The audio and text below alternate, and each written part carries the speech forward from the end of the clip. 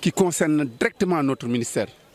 Mais vous n'êtes pas sans savoir aussi qu'il y a des points qui ne relèvent pas du ministère. Et ces points-là, ce que nous souhaiterions entendre du ministre, c'est de porter leur portage. Et je crois que le ministre s'est engagé pour les porter. Et c'est vraiment, je crois que cela suscite en nous un espoir. Mais il y a que aussi, nous avons demandé à ce que ceux qui gravitent autour de l'école ou ceux qui ont une responsabilité puissent prendre les devants. Ce sont les mairies, parce que à travers le transfert de compétences, je crois que les mairies quand même se doivent de tout faire pour que les écoles puissent être à même de recevoir les élèves et les enseignants, et le premier et le 3, pour que les cours puissent démarrer à l'instar de ce slogan de Oubidjaï Diangatay. Merci beaucoup, M. Gueye. Maintenant, vous n'êtes pas sans savoir qu'il y a un malaise quand même réel qui s'est installé dans le milieu des enseignants du fait des lenteurs administratives. Alors concrètement, pour soulager ce malaise-là, alors qu'est-ce que l'État du Sénégal envisage de faire en partenariat avec les partenaires sociaux et les syndicats? Cette question-là, c'est une épine sur les pieds. Je crois que nous l'avons déjà dit à l'État. C'est vrai que l'État a mis des mécanismes, entre autres les guichets uniques, mais nous nous sommes rendus compte que ce n'est pas une mince affaire. Malgré que on a tenu 3 guichets uniques, conformément en tout cas au protocole, nous avons constaté que le stock est toujours là.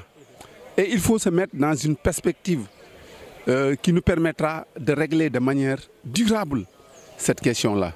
Et l'État s'est investi pour mettre un dispositif qui permettrait vraiment de voir cette situation derrière nous.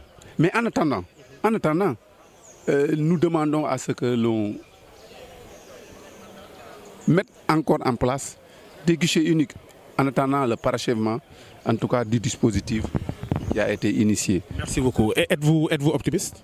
Oui, je suis optimiste eu égard au comportement du nouveau ministre. Vous savez, on peut toujours être confronté à des difficultés, mais si nous avons un interlocuteur, on va se parler. Et si on se parle, on va se comprendre. Et depuis que l'avènement du nouveau ministre, il ne cesse de nous rencontrer, de nous appeler au téléphone, de discuter avec nous sur des questions, de recueillir notre avis. Et nous nous demandons que ça. Et, il nous a rencontrés avant-hier pendant pratiquement 6 heures ou 7 heures d'horloge. Et nous avons traqué toutes les questions. Et nous avons vu en lui un homme ouvert, un homme disponible, mais un homme aussi véridique. Et qui demande à chaque fois qu'il ne parvient pas à comprendre certaines choses, de demander pour mieux s'approprier de la chose.